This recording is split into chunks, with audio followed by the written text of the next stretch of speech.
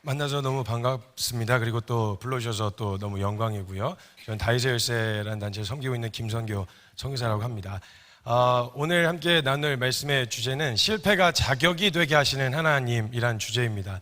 사실 저의 이야기이기도 한데요.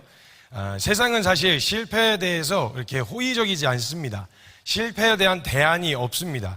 실패에 대해서 이야기해 주려면 얘기해 줄 수 있는 건 그 실패를 경험 삼아서 성공하라고는 이야기를 해줘도 실패한 사람들에게 내어줄 수 있는 대안이 없습니다. 그러다 보니까 내가 내 인생이 실패했다고 여겨지는 순간, 그리고 다시 일어날 힘이 없다고 여겨지는 순간 내 인생은 완전히 끝났다라고 하는 절망에 사로잡히게 되어지는데요. 크리스찬이 정말 힘든 게 뭐냐면 세상에서도 살아가는 게 녹록지 않고 수많은 실패를 경험하는데 플러스 알파 거기다가 신앙에까지 실패를 경험하게 되어지면요. 그러니까 크리스찬들이 한번 절망하면 실패가 더블이에요. 이제 어려움이 2배인 거죠. 세상에서도 잘 안 되는데 신앙도 만족스럽지가 않고 이런 어려움을 겪게 되어지는데, 저라고 한 인생을 이 자리에 세워주신 건 사실 제가 뭔가를 이루어낸 영웅적인 간증이 있거나 제 삶이 이렇게 뭔가 대단한 삶이 있어서는 아닙니다.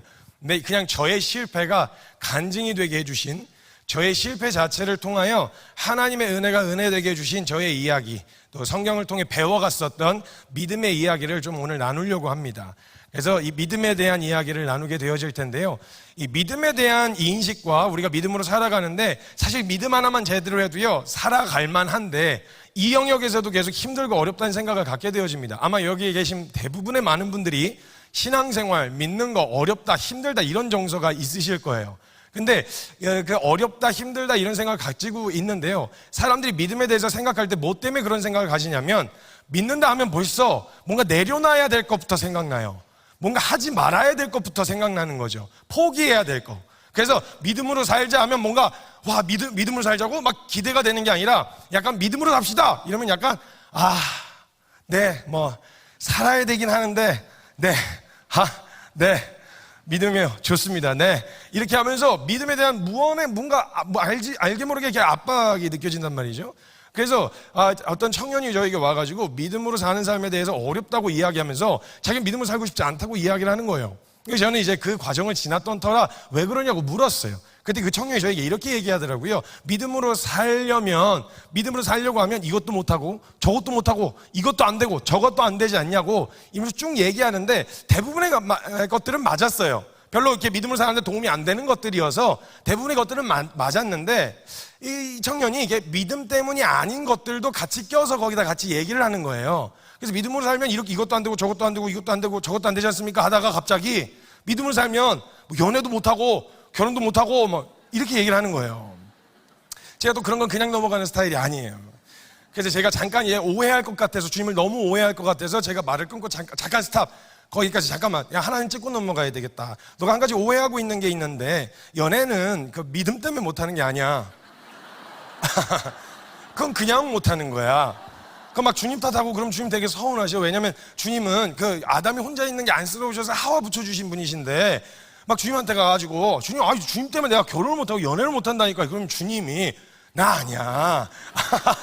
그거 나 아니야. 다른 이유를 좀 찾아봐. 가서 거울부터 좀 본다든지 좀 현실적인 이유를 찾아야지.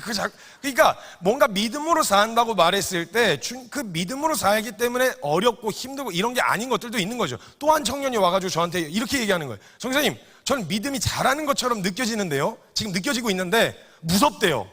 이건 또 뭔 소리인가 싶었어요. 남들은 믿음이 잘했으면 좋겠는데 잘 자라고 있는데 그게 무섭대요. 그래서 왜 그러냐 그랬더니 이러다가 순교할 것 같대요. 그래서 그때 아주 크게 웃어줬어요. 그러니까 이런 생각을 하고 되게 신박하다. 그래서 제가 그것도 좀 정확하게 이야기를 해줬죠. 오해하지 않아도 되는, 오해하고 있는 게 있는데 하나님이 순교 아무나 안 시켜. 길 가다가 너 순교할래? 이래가지고 데리고 가시고 그러지 않아. 순교가 영광인 줄 아는 사람들에게 허락하시는 거지 아무나 붙잡고 순교하라고 안 하죠. 그런 관점으로 봤을 때 지금 너의 믿음의 수준으로는 그냥 무병장수할 것 같아. 순교 생각은 안 해도 될 것 같다. 걱정하지 말라고 얘기를 해줬어요. 우리 안에 벌써 믿음 이러면 포기하고 내려놓고 뭔가 어려운 이런 생각도 드는 거죠. 그러니까 가뜩이나 내가 삶에서 세상에서 살아가는데도 증명하기 위해 애를 써야 되는데 글쎄 믿음의 영역에서도 증명하기 위해 애를 써야 되는 거예요. 여러분 믿음은 증명하는 게 아니에요. 생각을 해보세요. 누군가가 내가 진짜 할 수 없는데 야 나만 믿어 이렇게 얘기하면 그게 안심이 되고 위로가 되어야지 불안과 두려움이 찾아올 일이 아니잖아요. 근데 우리 안에 믿음에 대한 오해를 가지고 있는 거예요. 그냥 믿음은 절대 어렵지 않습니다. 믿음은 굉장히 쉬운 거예요. 왜냐하면 믿음은 믿어주는 게 아니고 믿어지는 거거든요. 믿어주는 거라면 내 의지에 달려있는 게 맞는데 믿음은 믿어지는 거예요. 그럼 이 믿어지는 믿음은 어떻게 생기느냐? 내가 믿으려고 하는 대상을 알아가면 알아갈수록 믿어지는 거예요. 이 대상이 정말 믿을 만한가를 그냥 알아가면 그러면 이 대상이 믿을 만해서 믿는 거예요. 가끔 사람들이 오해하는데 여러분 제가 어떤 사람을 믿는다고 생각해 보세요. 그럼 제가 의지가 강해서 믿는 건가요? 아니죠. 이 대상이 믿을 만해서 믿는 거죠. 제가 성품이 좋아서 이 사람 이렇게 믿는 건가요? 아니죠. 이 사람이 믿을 만해서 믿는 거라고요. 나의 어떠함과 상관없이 이 대상이 믿을 만하기 때문에 믿는 거예요. 근데 우린 자꾸 믿음의 대상하고는 상관없이 내 감정의 기복이 어떠하냐, 지금 내 의지의 상태, 내 상태가 어떠하냐에 영향을 많이 받게 되어진단 말이에요. 믿음은 믿어주는 게 아니라 믿어지는 건데 이 믿어지는 믿음이 어떻게 생기느냐? 믿으려고 하는 대상을 알아가면 알아갈수록 믿어진다는 거예요. 근데 여기서 안다라는 말은요, 내가 그 대상을 지식과 정보, 그 대상은 정말 이런 사람이다라고 하는 정보만 들어서는 안 되고요. 그 대상이 진짜 그런지 경험해야 알아요. 경험하여 알게 되어졌을 때야 비로소 신뢰가 생기는 거죠. 자, 여기 앞에 계신 형제님과 여기 옆에 딸이신가요? 아니면 아니죠. 전혀 관계없죠. 죄송해요. 죄송합니다. 너무 죄송해요. 자, 이 형제님께서 우리 자매님을 저에게 소개를 시켜주십니다. 이렇게 이 아이 정말 착해요. 이렇게 소개를 시켜주셨어요. 그럼 저는 정보만 들은 거예요. 그럼 제가 우리 이 자매님을 다른 누군가에게 소개할 때 이렇게 얘기할 거예요. 그 아이 착하다던데, 그렇죠? 왜냐면 전 들은 정보밖에 없으니까. 근데 제가 같이 시간을 보내면서 보니까 진짜 착한 거예요. 그러면요, 저에게 소개해준 사람을 빼놓고 이렇게 얘기할 수 있어요. 그 아이 진짜 착해. 이런 것처럼 우리가 하나님에 관한 정보를 들은 걸로 믿어주는 게 아니라 그분이 진짜 참이라는 걸 내가 경험하여 알게 되어지면 누가 뜯어 말려도 믿을 수밖에 없는 거예요. 입을 틀어먹어도 입을 틀어먹고 살아계셔. 내가 살아계셔. 이 반응이 나오게 되어진다는 거예요. 믿음은 원래 되게 쉬운 거란 말이죠. 그런데 여러분 이렇게 인격과 인격 사이 안에서 이렇게 잘 쓰던 믿음이 왜 우리 신앙생활 하는데 이렇게 어려울까요? 잘 쓰면서 살고 계시거든요, 믿음을. 근데 왜 우린 신앙생활 하는 데 있어서 왜 이렇게 어렵게 느껴지는 걸까요?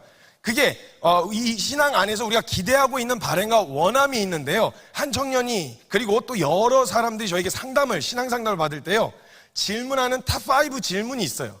그 중에 하나가 뭐냐면, 선교사님 믿음으로 했는데도 안 돼요. 믿음으로 하려고 하는데 안 돼요. 이런 얘기를 많이 해요. 그럼 저는 이 질문을 하도 많이 들어가지고 그 사람에게 다시 역으로 되물어요. 믿음으로 했는데 뭐가 안 돼? 질문을 쉽게 바꿔드릴게요. 믿음으로 했을 때 뭐가 어떻게 되길 바랬는데 기대한 게 있으니까 지금 실망한 거잖아요. 그럼 뭘 기대했길래 실망한 거야? 이렇게 물어요. 그럼 대부분 기대한 게, 혹시 너가 기대했던 게 믿음으로 했더니 갑자기 내 연약함이 확 사라진다거나, 믿음으로 했더니 갑자기 없던 열정이 생긴다거나, 믿음으로 했더니 소심하던 사람이 대범해진다거나, 믿음으로 했더니 갑자기 상황이 쭉쭉 풀린다거나, 뭐 이런 거 기대한 거 아니야? 라고 물으면요, 10중 8구는 다 이렇게 대답. 이것 때문에 그래요. 나의 변화. 믿었는데 나 왜 이 모양이에요? 믿었는데 나 왜 이래요? 다 이걸 생각하고 있단 말이죠. 여러분, 성경에서 믿음을 이야기할 때요, 진짜 단순하게 이야기했어요. 성경은 믿음을요, 갖다붙다 설명이 별로 없고요, 하나님을 믿었다, 이게 끝이에요. 근데 우리가 왜 뭐 때문에 자꾸 실망하고 그게 어렵다고 생각되어지냐면, 하나님을 믿었다, 그러니까 그 뒤에 딸려오는 거 있잖아요. 믿었으니까 내가 이렇게 변하고, 믿었으니까 내가 이렇게 되고, 이걸 자꾸 기대하게 되어지는 거예요. 근데 열매는요, 맺혀지는 겁니다. 기억하셔야 됩니다. 씨앗이 생명이 있고 땅이 좋은 땅이면 심기어지면 열매는 맺혀지는 거예요. 물론 우리의 수고와 노력이 들어가긴 합니다. 어디에 들어가냐면, 물도 주고 잡초도 뽑고 하는 수고는 들어가겠지만 열매를 맺는 건 우리의 몫이 아니란 말이에요. 그래서 요한복음 15장에 주님 뭐라고 말씀하시냐면, 난 포도나무고 너희는 가지다. 너희가 내 안에, 내가 너희 안에 있으면 그 사람은 과실을 많이 맺어라. 안 맺으면 확 다 가지치게 해버려. 이렇게 협박을 하신 게 아니고요, 그 사람은 과실을 많이 맺을 수밖에 없다 이야기하셨단 말이에요. 그러니까 뭐에 집중하라는 거예요? 제대로 붙어 있는지에 집중하라는 거예요. 그럼 열매는 맺혀질 수밖에 없다라는 거죠. 근데 자꾸 이 열매에 자꾸 집중하는 거예요. 우리의 믿음을 어디서 확인하려고 하냐면 이 왜 열매. 왜 나 이런 변화가 없지? 왜 이게 자연스럽게 안 되지? 이런 생각을 갖게 되어지는 거죠. 이게 암묵적으로 벌써 깔려 있거든요. 정서적으로. 한번 보실까요? 자, 우리 각자 교회에서요. 지금 섬기시는 교회에서 야, 이 사람 믿음 좋다 이런 생각이 드시는 분들이 한두 분씩 계시죠? 없으시군요. 그 참 쉽지 않은 일입니다. 그게 증인이 필요한데 그게 없으면 참 쉽지 않은 일인데 그냥 한번 상상해 보실 때 우리 교회에서 진짜 믿음 좋은 사람 이렇게 하면 떠오르는 이미지가 있으시죠? 보통 어떤 사람들의 어떤 모습을 보고 믿음 좋다는 생각이 드시나요? 그냥 편하게 한번 던져보시겠어요? 기도 많이 하는 사람 맞아요. 기도 많이 해야 돼. 기도 그냥 하면 안 돼요. 크고 길게, 그죠? 또 던져보세요. 모태신앙, 어려서부터 그냥 교회 빠지지 않고 다니는 사람. 또 누구요? 뭐요? 봉사, 교회 봉사. 무슨 행사나 무슨 일이 있다 그러면 아주 적극적으로 뛰어들어서 참여한 사람. 또 방언하시는 분 맞아요. 방언하시면 뭔가 신령해 보여요. 뭔진 모르겠는데 일단 그냥 신령해 보여요. 네, 또 편하게 중요한 거 몇 개 안 나왔는데 성경 백도 성경 많이 읽어야 돼요. 또 새벽기도 아주 중요한 거예요. 새벽기도. 옛날에 저희 선배님들이 새벽기도 하는 남자 만나라 이렇게 얘기하실 정도로 신앙에 굉장히 중요한 척도였어요. 찬양 열심히 하는 사람, 그죠? 찬양 또 그냥 앉아서 멀뚱멀뚱 그냥 부르면 안 돼. 자리에서 일어나야 돼. 일어나서 그냥 멀뚱멀뚱 가만히 서 있으면 안 돼. 손 들어야 돼. 손도 그냥 어설프게 이렇게 들으면 안 돼. 그 신령해 보이는 손가락 각도가 있단 말입니다. 아세요? 검지손가락 살짝 뒤로 빠져가지고 막 이 사람 손가락 저절로 올라갔나? 아까 이런 생각 드는 그 자연스러움 있잖아요. 봉사 열심히 하고 주일 성수, 기도 열심히 하고 헌금 그냥 꼬박꼬박 내고 모든 사역, 직분, 직책 맡아서 교회에서 열심히 하는 사람 딱 보면 여러분들이 보시기에도 와 믿음 좋다 이런 생각 드시겠죠? 동의가 되시나요? 네, 오케이. 그럼 그 기준으로 우리 성경에서 믿음 좋은 사람 한번 찾아봅시다. 방금 이야기한 그 기준으로 성경에서 믿음 좋은 사람 찾으면 어떤 사람들이 등장할까요? 바리새인. 너무 잘 아시네요. 너무 잘 아시네요. 근데 여러분 잘 생각해 보세요. 저와 여러분이 벌써 바리새인 하면 약간 어떤 그 정서가 드세요? 약간 좀 부정적이시죠? 그러시면 안 돼요. 그러시면 안 돼요. 왜냐하면 죄송합니다. 감히 저와 여러분들 따위가 함부로 판단하실 수 있는 분들이 아니세요. 그분들은 예수님 정도의 경건은 돼야 이렇게 까실 수 있는 분들이고요. 감히 저와 여러분들 따위가 함부로 바리새인 뭐 이렇게 하시면 안 돼요. 예수님이니까 까신 거예요. 예수님이 가갖고 이 독사의 자식들아 이 회칠한 무덤아 이랬다고 우리도 그래도 되는갑다 해갖고 이 회칠한 무덤아 이렇게 하면 안 돼요. 진짜 큰일 나요. 진짜 열심 지금 방금 이야기한 모든 기준으로 봤을 때 이 기준에 제일 잘 맞는 사람들이 바리새인들이었어요. 예수님도 인정하셨어요. 마태복음 5장 20절에 보면 너희들의 의의가 저 서기관과 바리새인들 같지 않으면 하나님 나라에 들어갈 수가 없다고 얘기하실 정도로 예수님도 인정하셨어요. 근데 재밌게도 예수님이요 그들의 노력은 인정하셨지만 노력을 믿음으로 보진 않으셨어요. 노력 자체를. 그러면 우리의 믿음은요 사실 사람들에게 인정받아야 되는 게 아니라 하나님께 인정받아야 되잖아요. 그럼 성경에서 대놓고 예수님이 믿음이 있다고 한 사람들 찾아서 보여드리면 되겠네요. 그죠? 예수님이 대놓고 내 믿음이 너를 구원하였다라고 이야기한 사람들만 찾아서 보여드릴게요. 방금 이야기한 기준하고 잘 맞는지 한번 보세요. 자, 5케이스를 소개하겠습니다. 첫 번째 인물입니다. 바디메오라는 사람이 있었습니다. 눈먼 소경이었어요. 이 사람은 우리가 아까 이야기한 기준으로 봤을 때는 믿음의 사람이에요? 아니에요? 아니에요. 근데 예수님이 이렇게 말씀하세요. 내 믿음이 너를 구원하였다. 자, 두 번째 케이스입니다. 12년 동안 혈루증 앓았던 여인이 있었습니다. 이 여인은 우리가 아까 이야기한 기준으로 봤을 때 믿음의 사람이에요? 아니에요?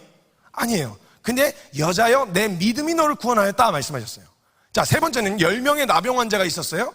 예수님께 고침을 받고 나서 돌아온 나병 환자에게 예수님이 내 믿음이 너를 구원하였다 하셨어요. 이 나병 환자는 우리가 아까 이야기한 기준으로 봤을 때 믿음의 사람이에요? 아니에요?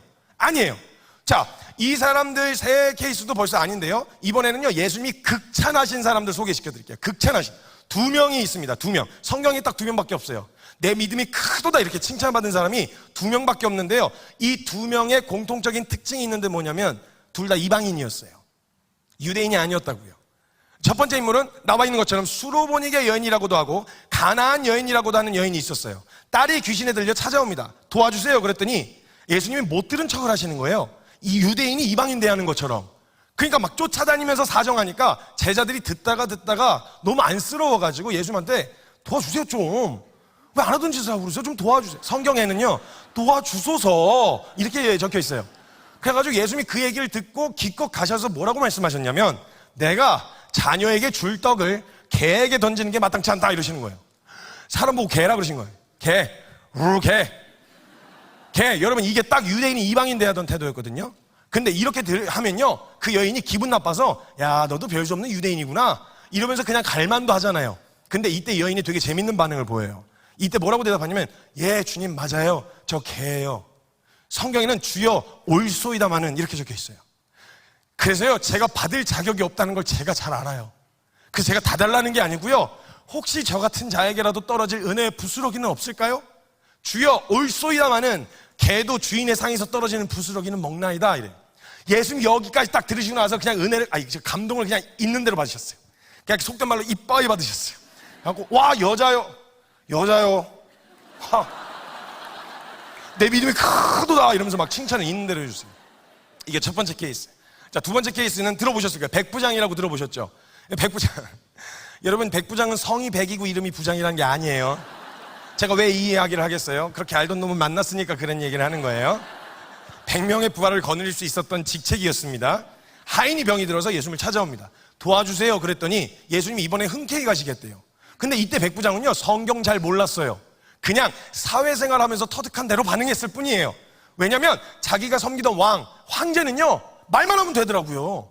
그래서 그 창가에서 보고 있다가 야, 저기 건물 하나 있었으면 좋겠는데 그랬더니 갑자기 노예들이 가가지고 뚝딱뚝딱 하면서 건물을 만들어.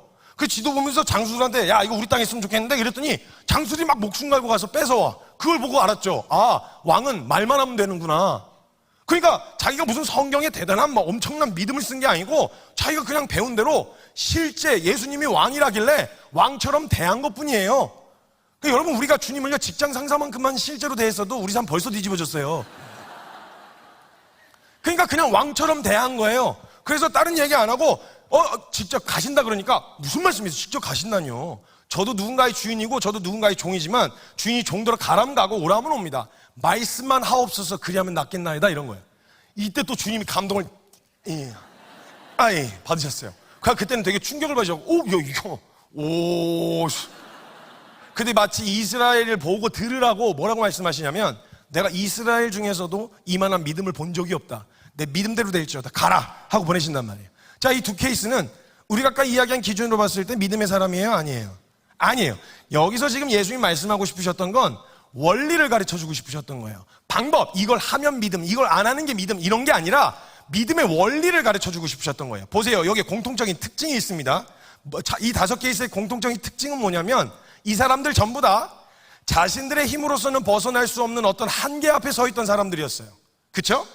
그리고 이 사람들은요, 예수님을 잘 모를 때 자신들이 해볼 수 있는 모든 걸 끌어다가 자신의 문제를 해결해 보려고 다 별짓 다 해본 사람들이었어요.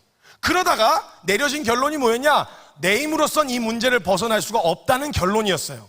거기다가 예수님이라는 분을 만나서 예수님 앞에 나아갈 때는요, 예수님이 여러 가지 가능성 중에 한 분이 아니라 예수님은 이 문제로부터 벗어나게 해주실 수 있는 유일하고도 마지막 소망이라는 마음으로 그 앞에 나아가 엎어졌더니 그것을 보시고 예수님이 내 믿음이 너를 구원하였다라고 말씀하셨다라는 거예요.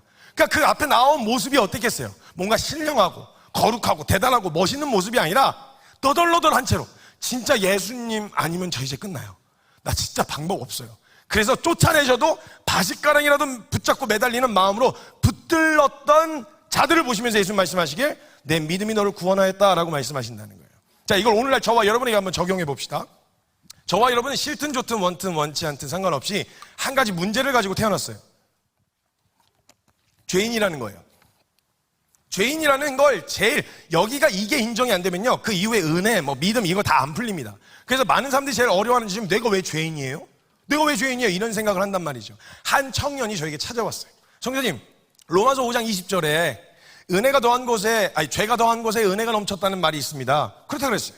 그랬더니 그 죄가 더해서 은혜가 넘친다는 말이 내가 죄인인 걸 알아가면 알아갈수록 나 같은 놈을 사랑하신 은혜가 크게 다가온다 이 말 아닙니까? 그렇다고 그랬어요. 그럼 그 죄인인 걸 어떻게 할 수 있나요? 그러더라고요. 자식이 모태신앙이었어요. 그래서 내가 뭔가 죄인이라고 취급받기에는 그래도 열심히 살았거든요. 그러니까 이게 잘 인정이 안 되는 거예요. 그러니까 은혜가 잘 안 되고. 그래서 제가 이야기해 줬어요. 그래서 저도 모태신앙이지만 이름 보시면 아시잖아요. 본명이에요. 가명이 아니고. 흉악하지 않습니까? 근데 이제 저도 모태신인지 그걸 너무 잘 알죠. 그 마음이 어떤 마음인지. 그래서 알고 싶냐 그래서 너가 죄인인 거 알고 싶냐 그랬어요. 그랬더니 그렇대요. 한 이틀이면 되는데 해볼래? 그랬더니 해보겠대요. 너 펜하고 종이 좀 가져와봐 그랬어요. 그래서 그 녀석이 가져왔어요. 넌 지금부터 시작해서 이틀 동안 너 말은 뱉지 않았어도 네 머릿속에 스치고 가는 모든 생각들을 그 노트 위에다 적으라 그랬어요. 토시 하나 빼놓지 말고 그대로 적어라. 누구인지 누구랑 어떻게 하고 싶었는지 그걸 정확하게 거기다가 적으라고 이야기를 했어요. 해보겠냐 그랬더니 재밌겠대요. 해보겠대요. 그래서 시켰더니 하루 저녁이 지났어요. 애가 얼굴이 완전히 흘러내렸더라고요. 그래서 지나가면서 제가 죄인인 거 잘 보고 있냐 그랬더니 갑자기 저한테 오더니 귓속말로 선생님 전 쓰레기입니다 그러더라고요. 마저 해라 그랬어요. 그래서 그 녀석 덕분에 그 훈련받고 있었던 친구들이 전부 다 한 5-6명이 그걸 하게 됐어요. 근데 너무 재밌는 반응이 나오기 시작한 거예요. 이 아이들이요 노트를 두고 어딜 못 가요. 그래서 화장실 갈 때도 노트 들고 가고요, 샤워실 갈 때도 노트 들고 가고, 잠잘 때도 베개 밑에 껴놓고 이러더라고요. 둘째 날이 돼서 애들이 모였어요. 모여가지고 이렇게 앉아있는데 어떻게 잘 봤냐 그랬더니 막 자긴 죄인이라는 거예요. 자긴 그래도 재활용은 될 줄 알았대요. 근데 안 된대요. 일반 쓰레기래요. 이러면서 자기가 막 얼마나 죄인인지에 대해서 막 이야기를 하는 거예요. 그래갖고 제가 이제 그렇게 해서 막 은혜스럽게 끝나려고 했는데 제가 또 그렇게 끝내면 제 스타일이 아니거든요. 한 번 시작했으면 또 끝을 봐야 되는 성향이어가지고 저한테 질문했던 녀석을 이렇게 세웠어요. 그래서 너 발표해라 그랬어요. 잠깐요. 여러분 그 녀석이 누군지 아세요? 모르시죠? 그 녀석의 노트에 뭐가 적혀 있는지 아세요? 모르잖아요. 근데 왜 마치 뭐가 적혀 있을지 아는 사람처럼 반응을 하시죠? 여러분도 아시겠죠? 만약 그걸 내 노트에다가 적어 넣었으면 뭐가 적혀 있을지 대충 짐작하시는 거예요. 이게 여러분 인간의 죄성인데요, 이 가능성은요 상황과 조건만 갖춰지면요 무조건 열매 맺습니다. 이게 법이라고 하는 울타리 때문에 우리가 통제를 받고 있어서 그것을 넘어서면 불이익을 당하니까 그게 두려워서 하지 않고 억누르고 있지만 상황과 조건만 딱 갖춰지잖아요. 생각했던 모든 걸 다 펼쳐낼 수 있는 게 바로 저와 여러분이에요. 여러분 초 위에 있는 불은요, 그 초 위에 있는 불은 너무 귀엽고 이쁩니다. 그래서 애들이 서로 와서 끌려 그러죠. 막 콧구멍만 커도 이렇게 쿵 하고 꺼져버립니다. 근데 이 초 위에 있는 불은요, 우리 지금 그 산을 다 태웠었던 산불의 속성하고 전혀 다르지 않아요. 그래서 초 위에 있는 불을 들고 휘발유통에 갖다 붙이면 붙을 수도 있고 안 붙을 수도 있는 게 아니라 무조건 붙어요. 그럼 뭐 초가 예쁘니까 예쁘게 붙을까요? 막 쿵 이렇게? 아니죠. 휘발유가 준비된 만큼 붙겠죠. 여러분 만약에 지금 이 울타리, 법이라고 하는 울타리가 인간의 죄성을요 굳이 성경이 아니더라도 우리가 다 알고 있어가지고 이거 만약 기준도 법도 없이 살면 어떤 꼴 날지 아니까 법을 세운 거거든요. 여러분 만약 무정부 상태가 됐다고 생각해 보시죠. 어떤 이미지가 떠오르시나요? 막 파라다이스, 막 행복하고 막 서로의 것을 나누고 이런 이미지가 생각나시나요? 아니죠. 어두운 뒷골목 슬럼과 살인, 강간, 폭력, 강도 뭐 이런 것들이 난무하는 그런 모습이 연상되시죠? 이게 인간이에요.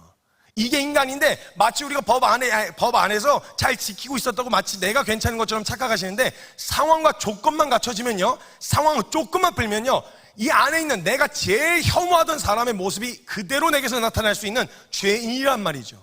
이게 죄인의 정서예요. 예외 없이 다 똑같습니다. 그러니까 이걸 발견한 거예요. 사도 바울도 내 안에 뭔가 두 마음이 있어. 분명히 선을 동경하는데 내 마음에 선을 행하기를 싫어하는 내 마음, 막 정욕대로 하고 싶고 이런 마음이 찾아 들어오게 되어지는 거예요. 그러니까 이걸 아시는 하나님이 행위로 나타난 살인만 죄로 보시는 게 아니라 그 일을 가능하게 하는 상황과 조건만 갖춰지면 되게 만들 분노도 살인으로 보시는 거예요. 그리고 간음 자체만, 행위 자체만 문제 삼으시는 게 아니라 그것을 가능하게 만드는 음욕도 죄로 보시는 이유가 그것 때문인 거예요. 상황과 조건만 갖춰지면 열매 맺는 건 시간 문제거든요. 이런 문제를 스스로 해결해 보고 싶은 거죠. 거기에 최선까지 몸부림쳤던 사람이 바울이었어요. 해보려고 하는데 안 되는 거예요. 내가 이 문제를 해결해 보려고 하는데 행위는 좀 조절할 수 있겠어. 근데 문제는 이 안에서 욕구가 조절이 안 되는 거예요. 이걸 하려고 하면 할수록 억누를수록 더 막 치켜 올라오는 거죠. 그래서 내려진 결론이 뭐였냐? 사도 바울이 오라 나는 곤고한 사람이라. 누가 나를 이 사망의 몸에서 건져내랴. 이 도장이 찍힌 다음에 이 결론이 찍혀서 내 노력으로는 이 문제로부터 벗어날 수가 없다라는 결론을 가지고 이 문제를 해결하러 오신 분, 예수 그리스도 앞에 나아가 처절하게 그냥 엎어진 그 태도를 보시고 예수님 말씀하시길 내 믿음이 너를 구원하였다라고 말씀하신다는 거예요.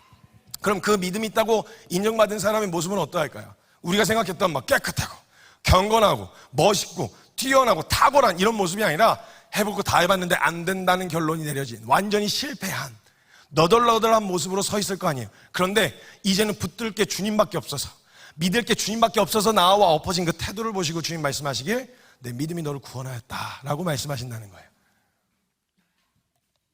제가 시간 관계상 말을 와다다다다다 하는 바람에 여러분 지금까지 들으시면 이렇게 말리십니다. 그거 맞는 것 같기도 하고 그런 것 같기도 한데 대충 여기쯤 들으면 대충 대부분의 사람들이 많이 말리시더라고요. 그래서 이거 여러분 잘 들으셔야 되죠. 성경적 근거가 있어야 되지 않습니까? 그래서 제가 성경적 근거를 제시를 하겠습니다. 지금 이야기한 게 성경의 흐름이었고 믿음으로 살려고 하는 사람들이 자연스럽게 거쳐가는 과정이었다는 걸 제가 경험했었어요. 제가 그럼 예수님이 직접 제자 훈련시켜서 사람을 어떻게 바꿔놓는지를 보면 아시겠죠? 왜냐면 모델을 만드셨어야 했으니까 예수님이 직접, 사람이 시킨 것도 아니야. 예수님이 직접 제자 훈련시켜서 어떻게 바꿔놓으셨는지를 보여드릴게요. 그러면 이 말이 무슨 말인지 이해하기 수월하실 거예요. 예수님의 제자 중에 제가 제일 좋아하시는 분이 있어요. 왜냐면 그분만 보면 나도 사도하겠다 이런 생각이 드는 분이 계시거든요. 그분이 누구냐면 베드로 선배님이세요. 이 베드로 선배님을 보면요, 이런 분이 사도면 나도 할 수 있겠는데 약간 이런 생각이 들거든요. 예수님이 베드로 선배님을 부르시는 장면이 누가복음 5장에 등장합니다. 이때 이분의 본업이 뭐였냐면 어부였어요. 그래서 그물질을 하고 계셨는데 그물질을 하는데 이분이 실력이 없으셨어요. 예수님 만날 때마다 고기를 한 마리도 못 잡고 있어요. 여러분 제가 낚시질이면 이해를 해요. 한 마리씩 잡는 거니까. 근데 그물을 치고 계셨다고요. 그럼 뭐 송사리라도 한 마리 잡아야 하는 게 맞지 않습니까? 업인데 한 마리도 못 잡아요. 그 예수님도 뒤에도 보시다가 누가복음 5장에서 보시다가 안 되겠다 싶으셨나 봐요. 제 업은 아닌 것 같은데 약간 이런 생각이 드셨나 봐요. 그냥 너 사람을 낚아라 이렇게 생각을 하셨는지 물어보세요. 얘들아 너 고기 많이 잡았냐? 물어보세요. 그랬더니 아니 뭐 자랑이라고 아니요 한 마리도 못 잡았습니다 그래요. 그럼 너 그물 오른편에 던져봐 그랬더니 던졌어요. 던져 잔뜩 잡힌 거예요. 이때 베드로가 예수님이 뭐 메시아 그리스도 이런 거 몰랐어요. 그냥 범상치 않은 분이라는 것만 알았죠. 이때 그걸 발견한 베드로가 어떻게 반응하냐면 주여 나는 죄인이로소이다 나를 떠나소서 이렇게 반응해요. 그러니까 대비 효과라고 아세요? 얼굴 작은 사람 옆에 있으면 내 얼굴이 커지는 효과? 그러니까 약간 경건하고 뭔가 있어 보이는 신령한 예수님 앞에 설라니 자기가 너무 초라해지는 거죠. 부담스러우니까 가라 이렇게 떠나주세요 라고 이야기를 하는 거예요. 근데 주님이 따라오라 그러셨어요. 그래서 그때부터 베드로가 예수님을 쫓아다니는데 사고를 어마어마하게 칩니다. 많은데 다 소개할 수는 없고요. 몇 가지 격까지 치고 몇 개만 소개시켜 드릴게요. 예수님이 일전에 엘리야하고 모세를 만나신 적이 있어요. 엘리야 모세는 죽은 사람이었는데 불러내셔가지고 대화를 나누시는 장면이 변화산에서 대화를 나누시는 장면이 있는데요. 여러분 이 세 명이 모이신 자리라면요 누가 봐도 이거 낄 자리가 아닙니다. 그죠? 대표급 되는 사람들이 다 모여 있는 거기 때문에 누가 봐도 저건 내가 낄 자리가 아니구나 라는 걸 알 수 있어요. 근데 이때 베드로 선배님이 그 자리에 끼셨습니다. 요한하고 베드로하고 맨날 붙어 다니는데 요한이 보는데 뭔가 심상치 않은 거예요. 분위기가. 그래갖고 엘리야 모세래. 엘리야 예수님이 막 얘기하는데 엘리야야 모세야 자 막 약간 이래. 막 약간 왜 심상치 않은데 분위기가 이래가지고 요한이 베드로한테 엘리야 모세래 이러면서 막 얘기해 주려고 그랬는데 없어요. 베드로가 보니까 벌써 저희 기억하고 있는 거예요. 막 두박 이랬는데 일단 이분 한 번 꽂히시면 하셔야 돼요. 왜냐면 그때 제자들끼리 맨날 자리 싸움 했었거든요. 누가 보좌 우편에 앉냐 좌편에 앉냐 이런 걸로 자리 싸움 했는데 만약에 엘리야 모세 그 사이에 꼈다 이러면 서열 정리 끝나는 거거든요. 베드로 선배님이 꽂히신 거예요. 그래서 가서 섰어요. 가서 섰는데 문제가 뭐냐 할 말이 있어야죠. 그분들은 역사를 오래 함께 하셨으니까 뭐 할 말이 많다지만 이제 가 부르심 받은 지 얼마 안 된 애가 무슨 할 말이 있겠어요. 그냥 가만히 멀뚱멀뚱 서 있었던 거죠. 그래서 가서 섰는데 대화가 뚝 끊긴 거예요. 그 모든 분위기의 책임이 다 베드로에게 오잖아요 지금. 그러니까 이제 분위기가 이제 어색해지기 시작했던 거죠. 빨리 수습해야 했던 이 베드로가 아무 말이나 이제 막 던지기 시작해요. 갑자기 일단 뭐 통성명부터 해야 될 것 같으니까 막 엘리야 얘기 많이 들었어요. 모세 막 홍해 막 얘기 많이 들었어요. 그래서 인사를 나눴어요. 그 다음에부터 할 말이 없는 거죠. 그래서 그때부터 아무 말이나 막 던집니다.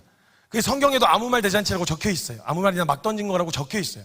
갑자기 뜬금없이 너무 분위기가 어색하니까 베드로가 와 여기 되게 좋다 이래. 성경에는 여기가 좋사오니 이렇게 적혀 있어요.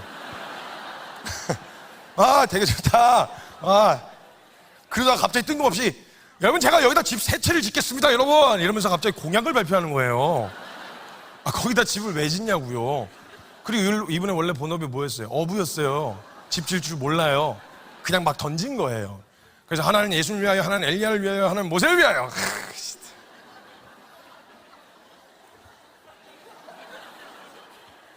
수습이 안 되는 거예요, 분위기가. 그러니까 성경을 쓰던 저자가 그 사건을 기록하고 있었는데 기록하다가 도대체 사건이라서 기록을 시작했는데 어떻게 마무리를 줘야 될지 도대체 모르겠는 거예요. 교훈도 없고 뭣도 없는 이 사건을 어떻게 마무리하지 고민을 하다가 에이씨 모르겠다 해서 성경을 덮어요. 그래서 사건이 그냥 거기서 끝나요. 근데 그렇게 끝내기에는 두루마리라서 거기서 끝내버리면 다음으로 이어지질 않잖아요. 접속사가 하나 필요한 거예요. 그래서 접속사처럼 한 구절이 거기 적혀 있어요. 이렇게 적혀 있더라고요. 베드로가 지가 한 말이 무슨 말인지 지도 몰랐더라. 이렇게. 아무 말 대잔치다. 이렇게 적혀 있는 거예요. 그때부터 사고를 치시는데요. 여러분 이건 진짜 유명한 사건이라 잘 아실 거예요. 예수님 물 위로 걸어오셨던 사건. 여러분 이건 진짜 많은 성도들의 마음을 웅장하게 만드는 이 사건 말입니다. 근데 여러분 이걸 실제로 보면 멋있다보다는 무섭다에 가까워요. 여러분 한밤중에 길을 가다가 개를 만나는 것보다 무서운 게 모르는 사람 만나는 거예요. 여러분 죄송합니다. 제가 시간 관계상 그 속도를 1.5배속이었는데 1.7배속으로 좀 바꾸겠습니다. 어디까지 지나가다 개를 만나는 것보다 무서운 게 모르는 사람 만나는 거예요. 근데 그 더 무서운 건 뭐냐? 난 그 사람 모르겠는데 그 사람 날 알아. 더 무서운 건 뭐냐? 그 사람이 땅 위에 있질 않아. 그럼 와 신기하다 이게 아니고요. 이거 진짜 무서운 상황이에요. 여러분 그때 예수님의 상황을 한번 보세요. 제자들이 얼마나 무서웠을지. 여러분 그때 상황을 입체적으로 설명을 해드릴 테니까 상상하면서 들어보세요. 예수님이 제자들을 먼저 배를 태워놓은 다음에 뒤늦게 합류하신 상황이었어요. 미루어 짐작컨대 배는 한 척 있었을 거예요. 왜냐하면 그게 아니었다면 제자들이 예수님이 그렇게 오실 거라는 걸 짐작하고 있었겠죠. 근데 미루어 짐작해 보면 배는 한 척 더 있었을 거예요. 그런데 제자들을 먼저 태워놓으시고 사역을 마무리하신 다음에 피곤에 쩔어서 이제 완전히 이렇게 녹초가 되셔갖고 가려고 합류하려고 오셔서 배에 올라타셨는데 올라타셔서 딱 앉는 순간 그때 깨달으신 거예요. 아, 평상시에 배를 타면 애들이 노를 져줬었는데 애들이 다 가버렸으니까 지금 내가 직접 노를 져서 저기까지 가야 돼. 베드로 남겨놓을 걸. 생각 못했다 이 생각을 하셨나 봐요. 그래서 어떻게 하지 고민을 하다가 가장 인간적인 방법 여러 가지 고민하셨겠죠. 왜냐면 뭐 축사하셔서 막 수만 명을 먹이실 수 있는 능력이 있으신 분이라면 다 하실 수 있지 않겠어요? 뭐 순간이동들 못 하시겠어요? 날아가시는 것도 못 하시겠어요? 근데 가만 생각해 보니까 순간이동 같은 걸 하면 애들이 기겁할 것 같은 거죠. 생각해보세요. 한밤중에 제자들이 막 배를 타고 있었는데 제자 한 명이 막 배를 타고 있다가 잠깐 야 조용히 해봐 야 우리 언제부터 13명이었냐 이러면요 막 기겁하고 막 배에서 뛰어내리고 난리 나잖아요. 그러니까 아무리 생각해도 그건 아니신가 싶은 거죠. 그래서 어떻게 하지 고민하다가 아이씨 그냥 걸어가자 이래서 그냥 찹 이렇게 별 생각 없이 진짜 별 생각 없이 그냥 걸어가신 거예요. 근데 예수님한테는 별일이 아닌데 제자들한테는 별일이라는 게 문제죠. 여러분 이때 진짜 그 제자들의 입장에서 상황을 한번 보세요. 그때 당시에 무슨 등대가 있고 조명이나 이런 게 어디 있어요. 오로지 바다 한복판에서 한밤중에 시야가 확보될 수 있는 방법이라고는 달빛과 별빛뿐이었어요. 그죠? 근데 그때 천둥번개 치고 그러니까 구름이 많이 꼈다는 얘기죠. 그러니까 아무것도 안 보이는 칠흑 같은 어둠이었어요. 여기서 더 무서운 건 뭐냐? 더 심각한 상황은 뭐냐? 예수님의 스타일이에요. 여러분 예수님 한번 떠오르는 이미지 한번 상상해 보세요. 일단 어깨까지 길게 들어지는 긴 단발이실 거예요. 그죠? 여러분들 상상 속의 이미지 예수님은요. 그리고 입고 다니시는 옷이 발목까지 오는 아이보리색 계열의 원피스 같은 거 입고 계시죠. 위에는 약간 오버필이에요. 칠부같이 이렇게. 조금 더 나아가면 여기 빨간 띠 두르고 계시죠? 쪼리 같은 샌들 하나 신고 계시고요. 머리 휘어진 이게 지팡이 하나 들고 새끼양 한 마리 품에 안고 잇몸만 계속 웃고 계신 이미지 있잖아요. 이렇게 웃고 있는 거. 뭔지 아시죠? 이 이미지는요, 여러분 밝은 데서 보면 되게 좋아요. 인자하고 온유하고. 근데 여러분 이거 한밤중에 바다 한복판에서 봤다고 상상해보세요. 오케이, 여기까지는 오케이, 이해할 만해요. 뭐 스타일인 거 그거 어떻게 해요? 근데 더 심각한 문제는 뭐냐? 예수님은 분명히 점잖으셨을 거예요. 막 얘들아 이러면서 막 차차차차 이렇게 막 뛰어오거나 웃지 마세요. 참으세요. 지금 시간 없어요. 웃으시면 제가 진행이 안 된단 말이에요.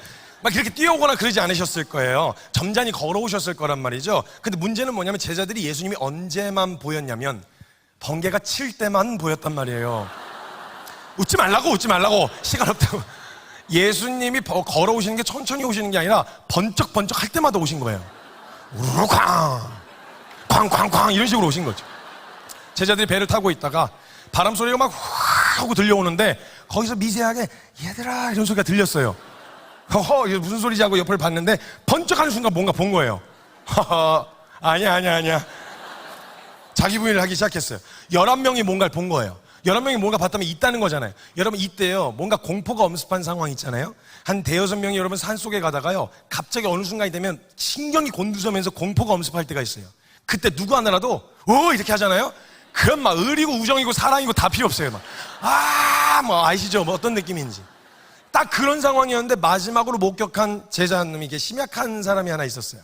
마지막으로 본 거예요. 꽤나 가까운 거리에서. 사람이 아니라고 할 수가 없는 실루엣을 본 거죠. 이때 번쩍 하고 나서 본 다음에 뒤를 돌아서 귀신이다! 이러고 소리를 질러버린 거예요. 그러니까 배 안에 있던 제자들이 막 깍깍거리고 난리가 났어요. 막 난리가 난 거예요. 근데 예수님이 걸어오시다가 깜짝 놀랐어요. 가까이서 봤는데 막 애들이 깍깍거리니까 얘들하고 왔는데 막 소리를 지르니까 왜 저래 쟤네 이러면서 이제 가까이 가서 들어봤더니 귀신이래. 그래서 귀신이 그래서 쫓아왔나 싶어갖고 봤는데 없어. 지금 자기 보고 귀신이라는 거예요. 하나님의 아들 보고. 내가 육신을 입고 이 땅까지 왔지만 내가 여기서 귀신 소리까지 들어야 돼 내가? 이게 만약 예수님이 어려우시고 불쾌하셨으면요 성경에 아마 이렇게 적혀 있었을 거예요. 예수께서 배 위에 오르사 노를 하나 뽑아 이르시되 아까 귀신이라고 소리 지르는 분 나와 하시니라. 이에 나옴에 매우 치시니라. 이에 바람과 파도와 제자들이 잠잠하였더라. 근데 예수님도 제자들이 귀신이라고 소리 지르고 나니까 그제서야 자기가 깜짝 놀라서 자기 스타일을 보셨는데 자기가 생각해도 애들 무리를 못 걷지 참. 그래서 무서웠겠다 싶으셨던 거예요 예수님도. 그래서 되게 인자하고 온유하게 내니 두려워 말라 이러세요. 두려워하지 마 나야 이렇게 얘기하세요. 그럼 나머지 제자들은 가만히 있었어요. 예수님이라니까. 근데 그 배 위에 베드로 선배님이 타고 계셨어요. 이분 중간이라는 거 되게 싫어하세요. 예수님이 딱 봤는데 뭔가 딱 꽂힌 거예요. 일전에 엘리야하고 모세 만났잖아요. 근데 그때 내가 할 말이 없었어요. 왜? 나는 업적 같은 게 없었거든요. 근데 가만 생각해보니까 엘리야하고 모세 둘 다 물에 관련된 업적이 하나씩 있는 거예요. 엘리야는 요단강을 갈랐잖아요. 모세는 홍해를 가르고 다음에 만나면 나도 물에 관련된 거 하나쯤 있어야 될 것 같은 거죠. 물 위를 걷는 거? 나 이거 괜찮을 것 같아. 예수님 잠깐 스탑 이렇게 된 거예요. 요한이 나대지 말라고 이렇게 막 뜯어 말렸는데 이분이 일단 한번 꽂히시면 하셔야 돼. 그래서 나간다고 이제 막 난리를 친 거죠. 그래갖고 예수님이 오라고 하셨어요. 나갔는데 뜬 거예요. 나갔는데 뜬 거예요. 여러분 여기서 퀴즈. 자, 이거 베드로가 떴어요. 이거 누구 능력으로 뜬 거죠? 그렇죠. 예수님 능력으로 뜬 거죠. 그럼 다음 퀴즈. 그 다음 걸으면 누구 능력으로 가야 될까요? 그렇죠. 물 위를 걸을 수 있는 능력이 없었던 베드로가 물 위에 있었다면 그 시간은 전부 다 자기 능력이 아니라 예수님 능력으로 가야 되죠. 그러면 그 이후에 자연스럽게 나와야 될 반응이 뭐냐? 그 이후에 파도가 나보다 높냐 낮냐가 무슨 의미예요?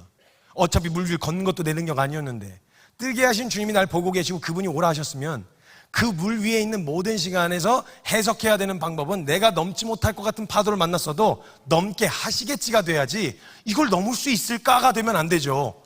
근데 여기서 제일 많이 범하는 오류가 뭐냐면 떠있는 자기 자신에 집중해요. 뜨게 하신 예수님이 아니라 떠있는 자기 자신에 집중해요. 내가 떴어 막 이렇게 해요.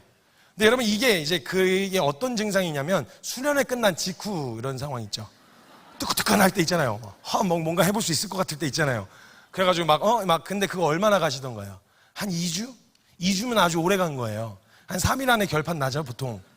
그러니까 내가 지켜보려고 하면 안 되는 거예요. 여러분, 이걸 꼭 기억하셔야 됩니다. 믿음은 내가 은혜를 지키는 게 아니고요.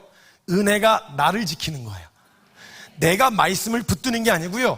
말씀이 나를 붙드는 거예요. 이게 무슨 의미인지 뒤에 보시면 알아요. 그래서 그걸 보다가 파도가 일어나는 걸 보니까 둘러 빠졌어요, 베드로가. 그래가지고 허우적거리는데 이분이 글쎄 바다에서 사시는 분이잖아요. 수영을 못 하세요. 갖고 예수님이 가셔가지고 막 살려달라 그러니까 그 물 먹은 베드로를 끄집어서 배 위에 얹혀놓고 그때는 아주 오지게 털렸어요. 그냥 엄청 혼났어요. 어찌하여 의심하였냐 이 믿음이 적은 자여 해가지고 깨갱해갖고 잠깐 찌그러져 있는데 이분이 그 다혈질이세요. 가만히 못 견디세요. 그래서 대형 사고를 한번 치십니다. 진짜 예수님 건들지 말아야 될 때 한번 건드는데 언제냐면 예수님 십자가 지시기 전날 밤이에요. 이때만큼은 예수님 건들면 안 됐어요. 많이 예민하셨거든요. 근데 이때 하필 그 직전에 칭찬을 한번 받아요. 주는 그리스도시요 살아계신 하나님의 아들이십니다 이랬다가 이를 알게 하신 이는 하나님이시다 이렇게 칭찬을 받아요. 근데 문제가 뭐냐면 칭찬은 고래를 춤추게 하지만요 베드로 선배님에게 칭찬은 이성을 마비시켜요. 사리 분별이 안 되세요. 죄송합니다. 사리 분별이 안 되세요. 그래가지고 뭐 하나만 또 걸려봐라 이렇게 기다리고 있었는데 뭐 하나 걸린 거예요. 갑자기 예수님이 되게 나약한 소리를 하시는 거예요. 이제 곧 있으면 내가 너희 죽으러 갈 거야. 너희를 떠날 거야. 뭐 이런 얘기를 하시는 거예요. 이걸 또 베드로가 또 어떻게 그냥 넘어가요. 그래가지고 예수님이 듣고 있다가 예수님 잠깐 스탑. 나 베드로 하면 뭐야? 의리. 빼면 뭐야? 시체라고. 내 앞에서 그런 얘기하고 그럼 나 서운해. 많이 서운해. 걱정하지 마시라고 내가 지켜드릴 거라고. 그리고 혹시 잡혀가셔도 내가 죽기까지 따를 거라고 걱정하지 마시라고 이래요. 그럼 솔직히 말은 틀린 게 없잖아요. 그럼 예수님도 그냥 무슨 말인지는 알겠는데 그런 의미가 아니야. 이렇게 넘어가 주셔도 되는데 이때 예수님 많이 예민하셨어요. 그냥 못 넘어가셨어요. 그래서 이때는 혼나는데요. 이때 진짜 엄청 혼나요. 이때 이름도 안 부르세요. 사탄이라 그래요. 사탄아 물러가라. 네가 하나님의 일을 방해하는구나. 이래가지고 막 있는 대로 혼나요. 그래가지고 베드로가 깨갱해갖고 또 구석탱이 갔는데 이번엔 도대체 자기가 뭘 잘못했는지 알 수가 없는 거예요. 그래서 물어봤어요. 내가 뭘 잘못했냐 그랬더니 그냥 가만히 있어. 나대지 말고 가만히 있어. 그래갖고 가만히 있다가 그 자기가 뭘 잘못했는지 깨닫지 못한 이 베드로 선배님이요 마지막으로 대형사고를 치십니다. 성경에서 너무 재밌는 장면이 등장해요. 이분이 어디서 주워왔는지 모르겠는데 그때 이후로 갑자기 어디선가 칼을 하나 주워왔어요. 예수님 지켜드리겠다고. 그래서 칼을 잡고 막 이러고 돌아다녀요. 갑자기 없던 칼이 생겨요. 그 성경에 보면. 그리고 가룟 유다가 팔아넘겨서 예수님 잡혀가시잖아요. 이때 예수님 잡아가지 말라고 칼을 뽑아서 휘둘렀는데 제대로 치지도 못해가지고 말고라고 하는 종 귀를 잘못 때려고 귀가 뚝 떨어졌어요. 예수님 잡아가지 마! 이러면서 휘둘러서 휘둘렀는데 제대로 못 쳐가지고 거의 죽이려고 친 거 아니에요? 근데 잘못 친 거죠. 그럼 예수님 잡아가지 마! 근데 말고가 아야 둘이 눈이 마주쳤어요. 그 다음에 뭘 하든지 그럼 죽이려고 휘둔 거니까 다음 다시 찌르든지 뭘 해야 할 거 아닙니까? 근데 해놓고 당황 이거 어떡하지? 이러니까 말고 갑자기 여기서 추 하면서 피가 막 나오니까 이러니까 베드로가 이거 어떡하지? 이렇게 된 거죠. 상황이 이렇게 된 거예요. 예수님이 그 다음에 스케줄 되게 많으셨거든요. 자기 제자가 사고를 쳤으니 수습을 하셔야지 어떻게. 잡혀가시다가 뒤에서 목소리가 들린 거예요. 예수님 잡아가지 마. 베드로 목소리가 안 되듯이 하고 뒤를 딱 봤는데 사고를 딱 친 거예요. 이렇게 된 거죠. 그래서 그 잡혀가시던 예수님이 중간에 그 떨어진 귀 찾느라고 잡으러 온 애들이랑 같이 찾아서 붙여주고 가셨어요.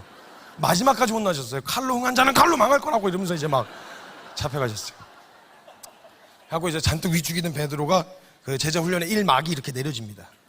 근데 이 베드로가 죽기까지 따른다고 얘기했을 때 예수님이 베드로에게 남겨놓으신 말이 하나 있었어요. 되게 의미심장한. 뭐라고 하셨냐면 너 지금은 따라올 수가 없는데 후에는 따라올 수 있을 거야 이러세요.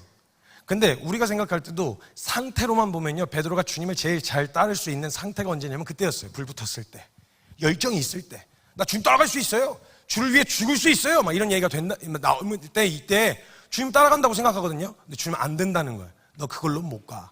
아니에요, 갈 수 있어요 이러니까 못 알아들으니까 예수님 뭐라 그러시냐면 네가 다 굴기 전에 날 3번 부인할 거야 이러세요. 자, 그리고 다시 쪼로로 돌아와서 예수님 잡혀가셨습니다. 그리고 베드로가 예수님 처음 잡혀가신 자리까지는 쫓아가요. 쫓아가서 그 모닥불을 피워놓은 거기서 이렇게 여러분 패션 오브 크라이스트라는 영화를 보셨으면 그 장면을 상상하면서 들어보세요. 제가 하는 이야기를. 베드로가 몇 개의 모닥불이 피워져 있는 데 가가지고 불을 쬐면서 서 있었어요. 그리고 말도 안 되는 신문을 당하는 걸 옆에서 듣고 있었어요. 근데 이제 어떤 여자분이 등장하세요. 까메오처럼 등장하시는데 여자의 무서운 속성 3가지를 다 소개하고 가세요. 진짜 까메오처럼 등장하셨거든요. 여자의 무서운 속성 첫 번째는 뭐냐면 여자는 예리합니다. 형제님들 잘 들으세요. 생존에 관련된 이야기예요.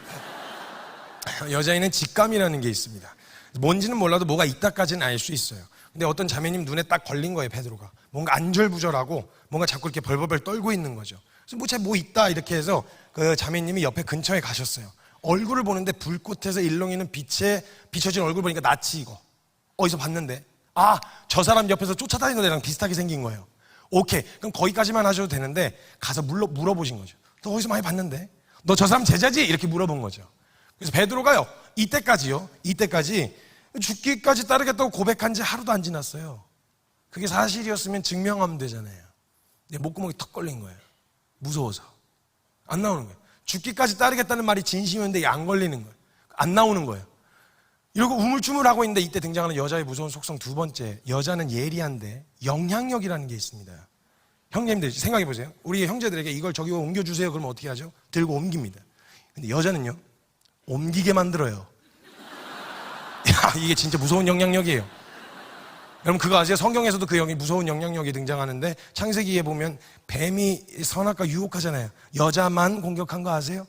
남자 자식 공격해봐야 어차피 또 다시 여자 공격해야 되거든요. 근데 여자 공격하고 이제 넘어오니까 남자 자식 1+1으로 딸려오잖아요. 여자는 고민이라도 했어요. 이거 먹으면 안 된다 그랬는데, 근데 남자는 고민을 안 해요. 가서 여자가 먹어요. 그 여자분이 주변을 동원을 하신 거죠. 쟤 맞잖아. 야, 쟤 그때 걔 여기 저 사람 옆에 붙어있던 걔 맞잖아. 그러니까 주변 분위기가 막 웅성웅성해지기 시작했어요. 그 압박을 견디다 못한 베드로가 예수님을 부인해요. 부인해요. 부인하고 자리를 얼른 옮겼는데 이때 등장하는 세 번째 무서운 속성은요, 집요하기까지 해요. 쫓아가셨어요. 그래서 예수님 면전 앞에서 저주맹세 부인을 하게 만들어요.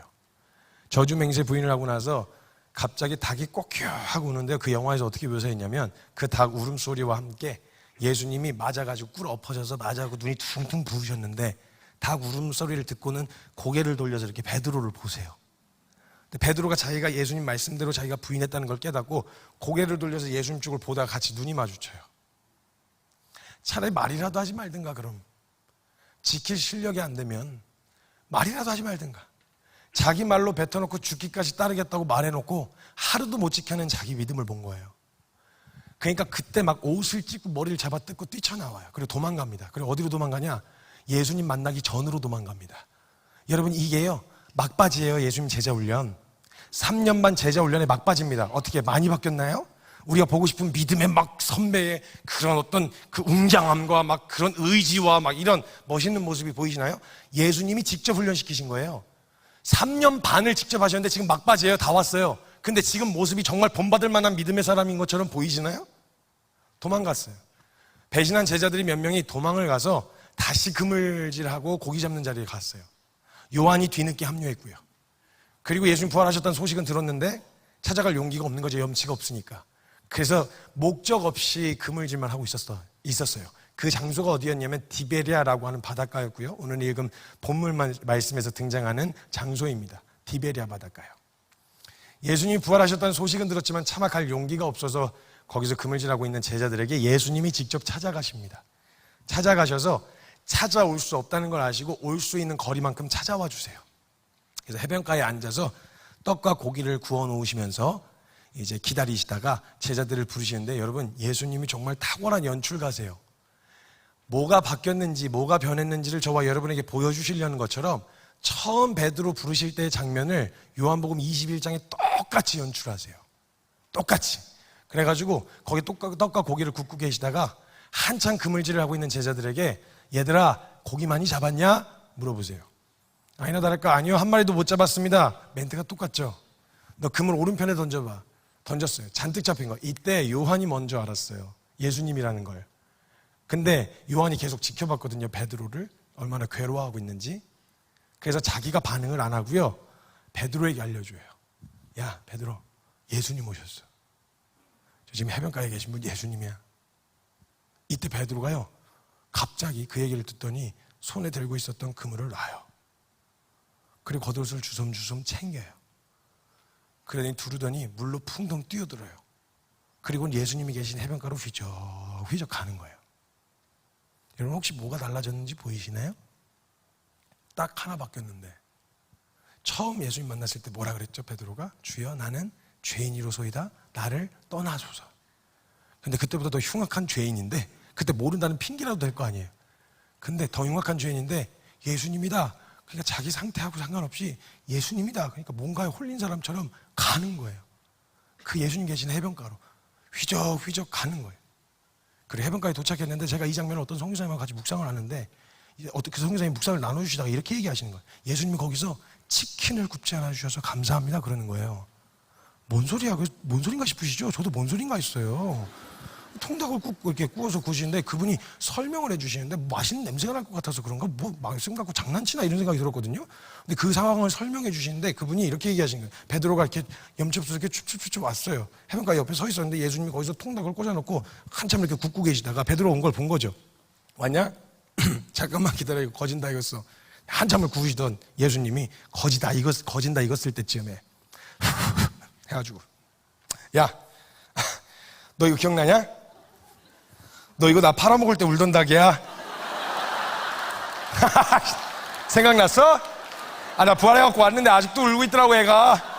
내가 직접 손질한 거야. 뭐 이렇게 하는데 저는요 제가 누군가를 재주가 웃겨는 봐서도 누구 때문에 웃어본 적이 크게 없어요. 저 진심으로 빵 터졌어요 그때. 와, 어떻게 성경을 이렇게 볼 수 있지? 그거 어떻게 하면 볼 수 있는가, 이런 생각이 막 찾아 들어오는 거예요. 근데 그분이, 쟤는 막 빵 터져서 웃는데 갑자기 그분이 빵 터져서 우시는 거예요. 분위기 어떡할 거예요 그거. 제가 조용히 입을 다물었어요. 근데 갑자기 펑펑 우시면서 그분이 치킨을 굽지 않아주셔서 감사하다는 말을 어떻게 해석을 해주시냐면, 베드로가요 물에 풍덩 뛰어들어서 걸어서 예수님 있는 쪽으로 걸어갈 때요, 주변에서 남이 말해주지 않아도 지 양심이 소리를 질렀을 거예요. 야, 네 같은 놈이? 야, 네 같은 놈이 간다고? 야, 다른 사람은 몰라도 네 같은 건 안 되지. 너 차라리 말이라도 하지 말든가. 죽기까지 따르겠다는 말이라도 하지 말든가. 너 그 말 뱉어놓고 면전 앞에서 부인한 네가 무슨 염치로 무슨 자격으로 예수님 앞에 가. 이 얘기가 남이 들려주지 않아도 지 양심에서 소리 질렀을 거예요. 나 알아, 다 알아. 나 알겠다고. 내가 어떤 놈인지 나도 알겠다고. 근데 예수님이 눈앞에 보이는데 그냥 돌아설 수가 없는 거예요. 한 번만, 맞아 죽더라도 한 번만 더 가까이에서 보고 싶은 얼굴인 예수님 앞에 나와 섰는데, 예수님이 치킨을 굽지 않아주셨다는 말 무슨 말이냐면, 그렇게 나온 베드로에게 야, 너 그때 왜 나 팔아먹었냐? 끝까지 따르겠다며. 너 그때 왜 나 팔아먹었어? 이렇게 과거에 저질렀었던 수치스러운 과거를 들춰서 캐묻지 않으셨다는 거예요. 그때 예수님이 딱 하나 물어보셨어요. 베드로야, 너 나 사랑하냐? 여러분, 저는 이 질문 앞에 서봤거든요. 여러분, 이런 질문 앞에 서보신 분 계세요? 이런 딜레마요. 사랑하냐는 질문을 딱 받았는데, 사랑한다고 말하기에는 선뜻 말하고 싶은데 내 꼬라지가 너무 형편없는 거 있죠. 마치 이런 얘기 들을 것 같아요. 야, 하나님 사랑한다는 놈이 그렇게 살아? 그래서 차마 사랑한다고 입이 떨어지질 않아. 근데 내 상태 때문에, 내 꼬라지 때문에, 그래서 맞아요, 나 그 주님 사랑 안 하는 거예요. 그래서 획 돌아설라니까 돌아서서 떠나지지가 않아. 이런 딜레마 혹시 빠져보신 적 있으세요? 사랑한다고 말하자니 내 꼬라지가 너무 형편없고, 내 꼬라지 때문에 주님 떠나자니 떠나지지는 않는. 여러분, 왜요? 그렇게 힘들고 그렇게 고단하고 이걸로 얻는 것도 없는데 왜 교회 예배당 못 떠나시죠? 왜 누구도 뭐라 하지 않는데 왜 양심에 스스로 찔려갖고 이거 안 되는데, 이거 하면 안 되는데 이러고 계신 이유가 뭐죠? 우리가 뭐 때문에 그렇게 사나요? 왜 양심에 찔렸고, 왜 죄책감을 느꼈고, 왜 남들이 안 하는 거 해보려고 하고, 왜 봉사하고, 왜 헌신하고 지금까지 달려왔었나요? 누구 말해주지 않아도요, 그냥 시켜서 했다고 말을 하더라도요, 내 마음에 그럼 하지 마세요. 그럼 안 하면 되잖아요. 그냥 떠나세요 라고 이야기해서 떠날라 그러면 발이 안 떨어지는 거예요. 사랑한다고 말하자니 내 꼬라지와 형편없지만 그렇다고 떠날 수는 없는 이 딜레마에 빠졌던 베드로가 고민하다가 어떤 대답을 내놓냐면요, 아시잖아요. 내가 예수님 3년 반 어떻게 쫓아다녔는지 다른 사람 몰라도 주님은 아시잖아요. 내가 주를 사랑하는 줄 주께서 아시나이다. 요걸 3번을 물어보세요. 그리고 나서요, 진짜 염치 없는 마음으로 내가 주를 사랑하는 줄 주께서 아시나이다 마지막 대답을 했더니 예수님이 됐다, 그래, 너 준비 다 됐다 그러시는 거예요. 뭐가 준비 다 됐어요? 준비됐다는 말이 성경에는 내 양을 먹이라, 내 양을 치라, 내 양을 먹이라, 이게 사도의 직분 감당할 준비가 됐다는 말이거든요. 뭐가 준비 다 됐죠? 실력, 성품, 인격, 뭐가 준비됐네. 일전에 예수님이 그 얘기 하셨었죠. 너 지금은 따라올 수 없는데 후에는 따라올 수 있을 거라고. 베드로야, 이 길, 너가 나 따라오려고 하는 길은 너의 노력과 최선으로는 못 가. 이 길은 은혜로만 가는 길이야. 은혜라는 말의 의미를 몰랐을까요, 베드로가? 알았을 거란 말이에요. 근데 그 은혜를 경험하여 알게 된 거예요. 받을 자격이 없는 자에게 거저 주시는 하나님의 선물인 이 은혜. 이 은혜를 직접 경험하여 알게 되니까 내가 주님을 따라가겠다가 아니라 그런 은혜를 받은 내가 이 길 안 가고는 못 베기게 되어지는 거예요. 그리고 베드로가 일어나 다시 주님을 따르기로 결정합니다. 그리고 곧바로 사도행전이 펼쳐지는 거예요. 여러분, 만약에 대단한 실력을 가진 사람을 찾으시는 거라면 저는 안 돼요. 저는 불합격입니다. 기준 미달이에요. 만약에 베드로와 같이 이런 사람이라도 믿음으로 봐주시는 하나님이시라면요, 그러면 한 번 더 해볼 수 있을 것 같아요.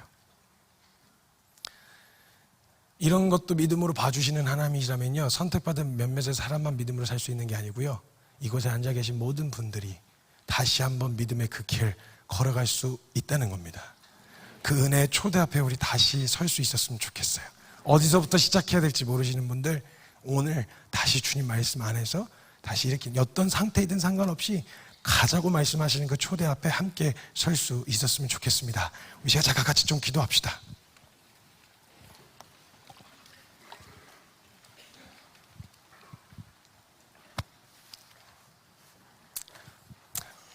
제가 아주 어렸을 때 선교사로 헌신했습니다. 17살 때 선교사로 헌신해서 지금 사역만 한 20여 년 해오고 있는데요.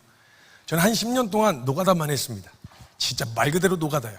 진짜 곡괭이질하고 삽질하고 예초기 돌리고 이게 밥하고 빨래하고 청소하는 게 제 주된 사역이었습니다. 할 줄 아는 게 없어서. 근데 감사했어요. 즐거웠어요. 그게 힘들거나 어렵지 않았어요.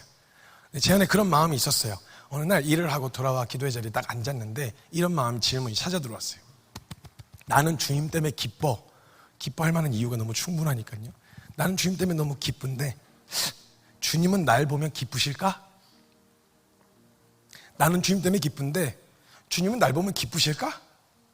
근데 그렇게 그런 마음으로 저를 돌아보기 시작하니까요, 기뻐하실 것 같지가 않은 거예요. 그래서 몸부림치기 시작했어요. 남들은 그 나이에 그럴 수 있어 라는 이야기가 저한테 위로가 안 됐었어요. 무슨 뭐 하나 이상한 영상이라도 하나 보면요, 정말 무슨 고행하듯이요, 여기가 막 시퍼렇게 멍이 들도록 막 잡아뜯고 울고 막 머리를 잡아뜯고 막 자책하고 죄책감 느끼면서 남들이 너무 그러지 마, 어렸을 때 다 그래, 그 나이에 그럴 수 있어 라고 얘기하는 게 저한테 위로가 안 됐어요. 정말 막 몸부림쳤어요. 막 어떻게든 해보려고. 근데 안 되는 거예요.